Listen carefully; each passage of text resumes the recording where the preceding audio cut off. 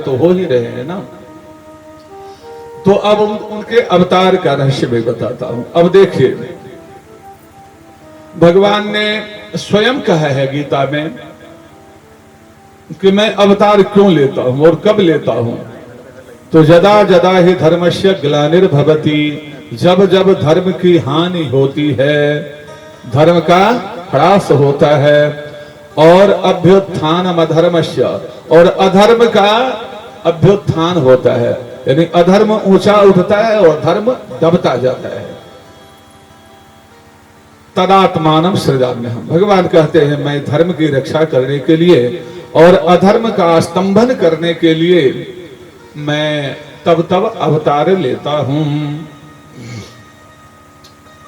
और क्यों लेता हूं?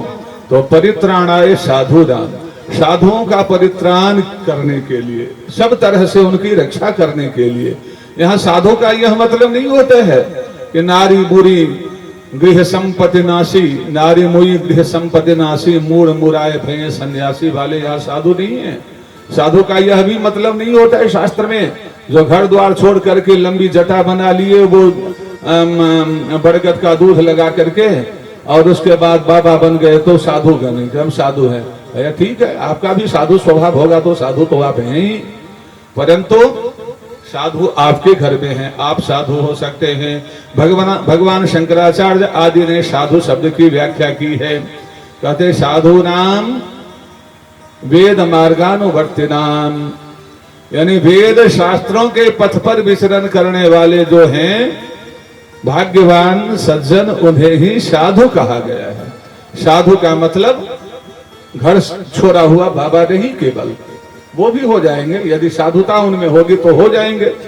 जंगल में जाकर के भी यदि उनके अंदर में प्रपंच और बढ़ गया, भाई घर में एक बीबी थी उसका हमने परित्याग कर दिया, एक दो बच्चे थे वहां पर हमने कायरता दिखाकर उसका परित्याग कर दिया, इसलिए कि हम अब बाबा बन जाएंगे तो खुले छूट में रहेंगे और अनेक देवियों के कान फूकने में चेले चेली जितने एजेंट रखते हैं चेले चेली बनाने के लिए, इसमें बहुत बड़ा नाटक चलता रहता है। तो यदि आपके अंदर में इतना बड़ा प्रपंच है तो आप इस प्रपंच से बाबा मत बनिए, कोई लेना देना नहीं है। एक सज्जन थे, वे बार बार बाबा बनना चाहते थे और अपनी पत्नी को कहते थे अब तो मैं बाबा बन, अरे कुछ दिन के बाद बनना, बाल बच्चे हो जाए तो हाँ चलो कोई बात, बाल बच्चे का ब्याह कर देना, हाँ कर दिया, अब मैं बाबा बन जाता हूं। तो देवी जी ने बड़ा अच्छा उपदेश दिया, जो घर छोड़े घर मिले तो बन जाओ कांत। नाथ, यदि घर छोड़ने से तुमको परमात्मा का घर मिल जाए तो तुम छोड़ दो घर, बाबा बन जा, कोई बात नहीं। और यह घर छोड़ने के बाद यदि घर घर फिरे तो मत जाए कांत। यदि एक घर छोड़ देने के बाद घर घर तुम्हें फिरना पड़े कटोरा लेकर के, तो क्या फायदा है, क्या लाभ है तुम्हारे बाबा बनने से। बाबा तो इसलिए बना जाता है कि परमात्मा का घर मिले, यह संसार छूटे, परंतु यहाँ हमें एक घरवाली को छोड़ करके अनेकों की घरवाली को एजेंट के माध्यम से फंसाओगे, कान कैसे फूका जाए, तो इससे क्या फायदा है, कोई लाभ नहीं है, वो तो प्रपंच और बढ़ता जाएगा। तुम घर घर के चक्कर में फंसोगे तो बाबा मत बनो। यदि परमात्मा का घर तुम्हें मिले, ऐसी तपस्या करना चाहते हो तो बाबा बन जा। तो यह समस्या है वहां। तो परित्राणाय साधूनां विनाशाय च, साधुओं का परित्राण जो वेद शास्त्र के अनुसार धर्मनिष्ठ हैं उन्हें साधु कहा गया है, और विनाशाय च दुष्कृताम, जो दुष्कृति है, पापी हैं, पापों का नाश करने के लिए, पापियों का नाश करने के लिए, और धर्म संस्थापनार्थाय, धर्म की स्थापना के लिए मैं अवतार ग्रहण करता हूं। भगवान ने ऐसा कहा। तो श्रीमद् भागवत में कुंती स्तुति है प्रथम स्कंध में। भगवती कुंती उनसे कहती है कि हे भगवान, आपके ये जो अवतार के प्रयोजन हैं, साधुओं का परित्राण है, परित्राणाय साधूनां विनाशाय च, परित्राण माने सब प्रकार से रक्षा करना, दुष्कृतियों का विनाश और धर्म का संस्थापन। तो ये तो ऐसा नहीं लगता है कि ये सारे मुख्य प्रयोजन हैं, ये गौण प्रयोजन जैसे दिखते हैं। क्योंकि परित्राणाय साधु नाम, तुम तो जहां से जैसे जब चाहो वहीं से संकल्प ले लो, जो इसका कल्याण हो जाए उसका कल्याण हो जाएगा। कोई बाधा है क्या? भगवान भगवती कहीं से संकल्प ले ले कि इस जीव का परित्राण हो, सब प्रकार से रक्षा हो, तो उसको कोई रोकने वाला है? उनके संकल्प मात्र से रक्षा हो जाएगी। परित्राण साधुओं का, सज्जनों का हो जाएगा।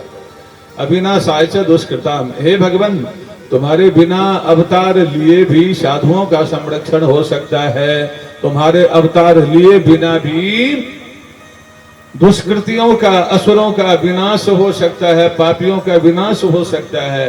क्योंकि भृकुटी विलास सृष्टि लय होई, भगवती जानकी, भगवती जगत जननी में कितनी क्षमता है। गोस्वामी जी ने लिखा है, उद्भव स्थिति संहार कारिणीम क्लेश हारिणीम सर्वश्रेयस्करीम सीताम नतोहम राम वल्लभाम। ये लिखा है, जो उद्भव करने वाली है, स्थिति करने वाली है, संहार करने वाली है, सर्वश्रेयस्करी है, राम वल्लभा है, मैं उन भगवती सीता को प्रणाम करता हूं। तो आपके तो संकल्प मात्र से, आप एक बार संकल्प लें, इदानीम सर्वम संहर्तव्यम, इस समय सबका संहार हो जाए, संहार हो जाएगा। भामतीकार पंडित श्री वाचस्पति मिश्र जी लिखते हैं, जस्य निश्वसितम वेदा वीक्षित में तस्य पंचभूतादि, जिसके निश्वास से वेद प्रकट हो जाते, जिनके दृष्टि मात्र खोल देने से सृष्टि हो जाती है, पंचभूतों की सृष्टि हो जाती है। स्मित में तस्य चराचर मत्स्य सुप्तस्य च महाप्रलय, जो एक बार आंख बंद कर दे तो संहार हो जाता है। कहते हैं इतने काम के लिए आपको अवतार लेने की तो कोई आवश्यकता नहीं थी।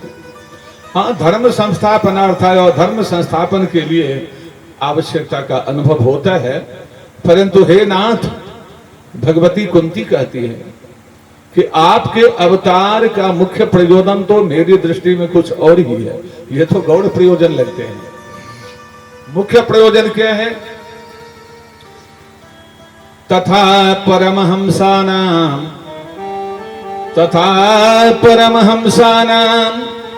मुनीनां ऊर्ध्वरेतसाम्,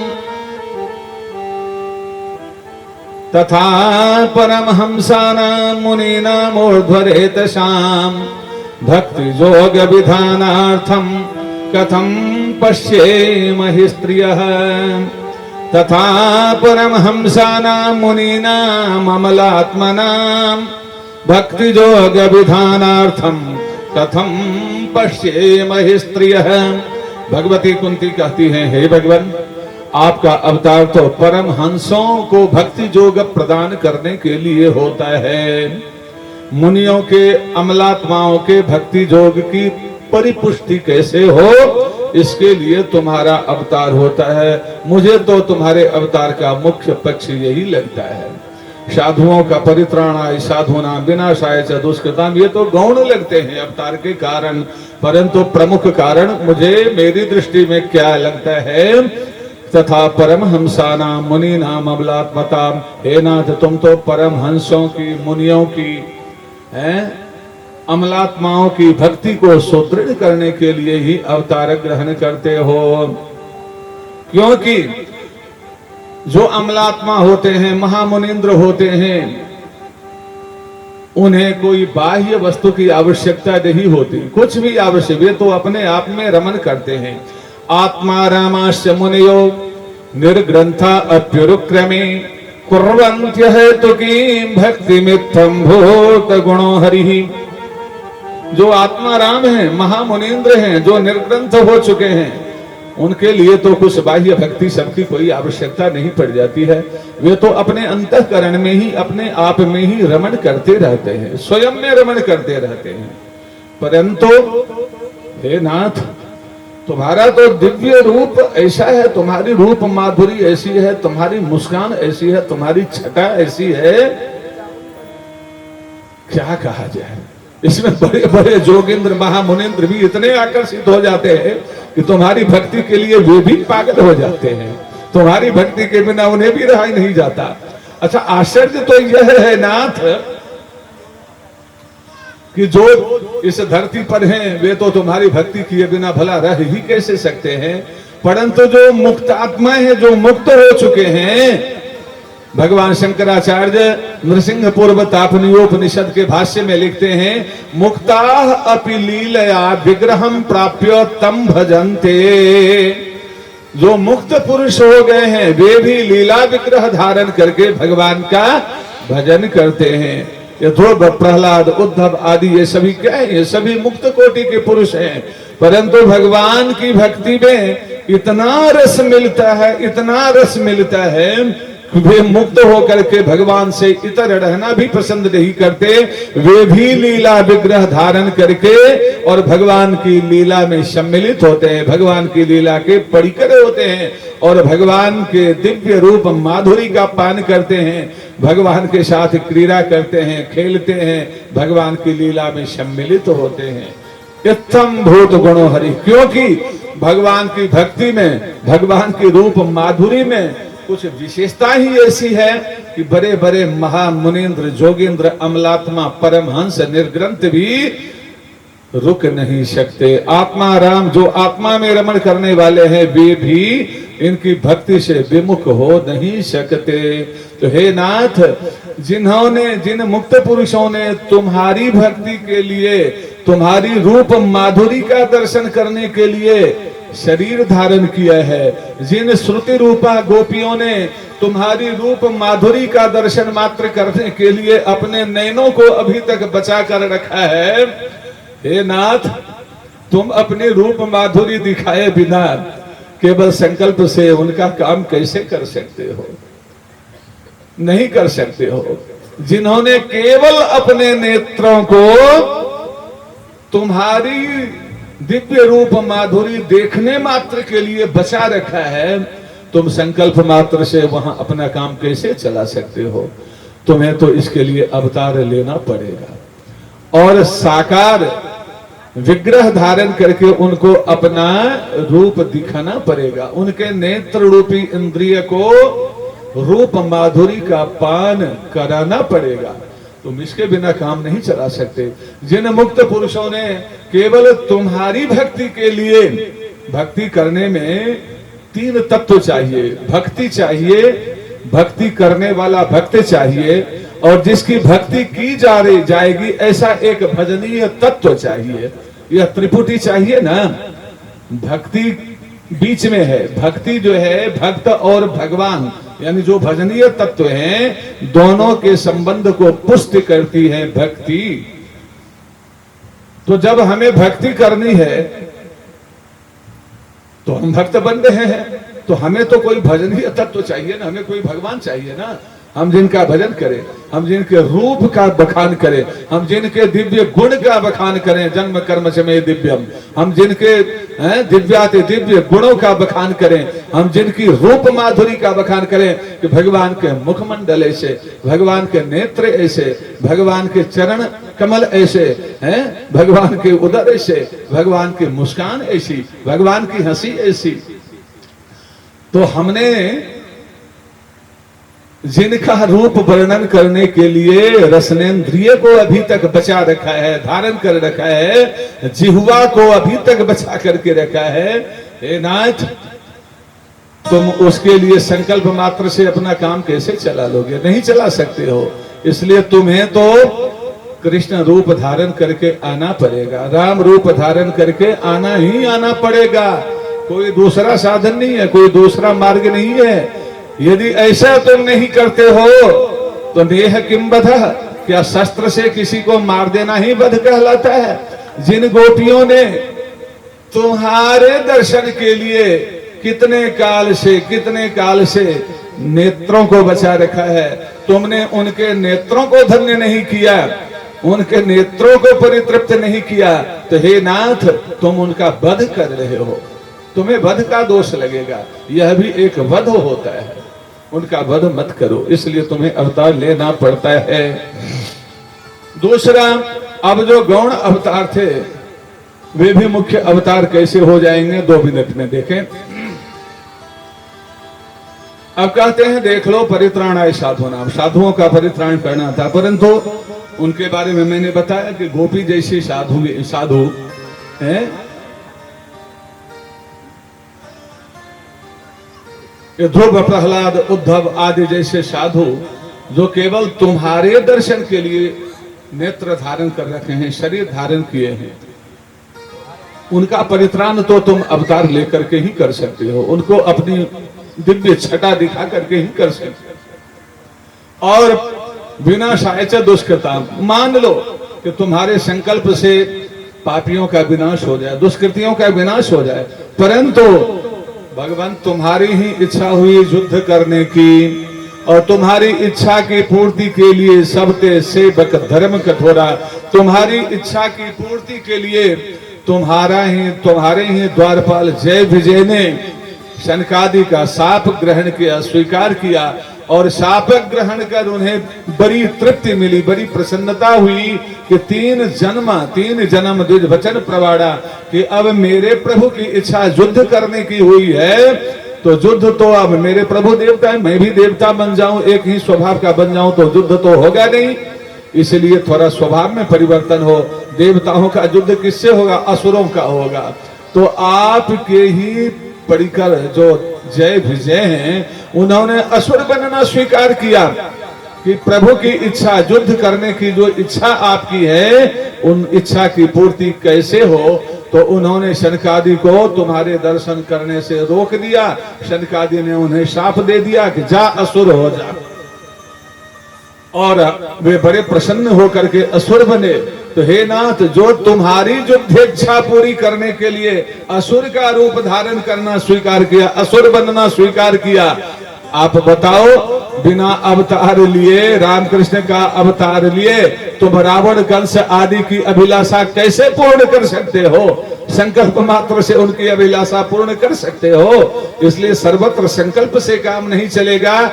तो विनाशाय च दुष्कृताम, रावण हिरण्यकशिपु हिरण्याक्ष, रावण कुंभकर्ण, कंस शिशुपाल दंत वक्त्र आदि के लिए तुम्हें मल्ल युद्ध करना पड़ेगा, शस्त्र युद्ध करना पड़ेगा, तुम्हें युद्ध के मैदान में डटना पड़ेगा। इसके लिए तुम्हें राम रूप धारण करना होगा, तुम्हें कृष्ण रूप धारण करना होगा। तो भगवान के ये दिव्य अवतार के प्रयोजन होते हैं, और इन्हीं अवतार के प्रयोजनों की सिद्धि के लिए भगवान अनंत अनंत ब्रह्मांड के जीवों पर कृपा करने के लिए भाद्र कृष्ण पक्ष की अष्टमी रोहिणी नक्षत्र और आज बुधवार के दिन भगवान प्रकट हो जाते हैं। बोलिए श्री कृष्ण चंद्र भगवान की जय। उसके बाद आनंद गान होने लगा, मंगल बधाई होने लगी, हमारे बधाई गाने वाले बधाई गा देंगे। बोलिए श्री कृष्ण चंद्र भगवान की जय। भगवान श्री कृष्ण के ही अवतार के समय भगवती जगदम्बिका का भी अवतार हुआ है। भगवती यशोदा के घर में जो नंदजा देवी बन गई, विंध्यवासिनी देवी बनी, विंध्य से ही आई थी, विंध्य में चली गई, तो भगवती नंदजा देवी की, भगवती विंध्यवासिनी की। तो अभी का समय जो है, अभी श्री कृष्ण का भी अवतार हुआ और भगवती का भी अवतार हुआ। तो आप जो है 2 बधाई सुन लीजिए और दोनों बधाई में आनंद लीजिए, नाचिए गाइए। और यह अवसर मिलता है कि जब आपके घर में एक छोटा बच्चा जन्मता है तो कितना खूब नाचती गाती है। आपके घर में कृष्ण का जन्म आपके सामने में हुआ है, भगवती जोग माया का जन्म हुआ है आपके सामने में। खूब बधाई गाइए, खूब आनंद लीजिए, खूब लुटाइए। हर हर महादेव। बोलो कृष्ण कन्हैया लाल की जय हो।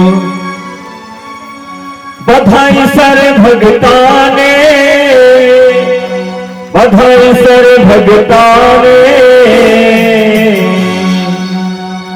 मैया यशोदन जय देखो लाल, बधाई बजे अंगना में। मैया यशोदन जय देखो लाल, बधाई बजे अंगना में। मैया यशोदन जय देखो लाल, बधाई बजे अंगना में।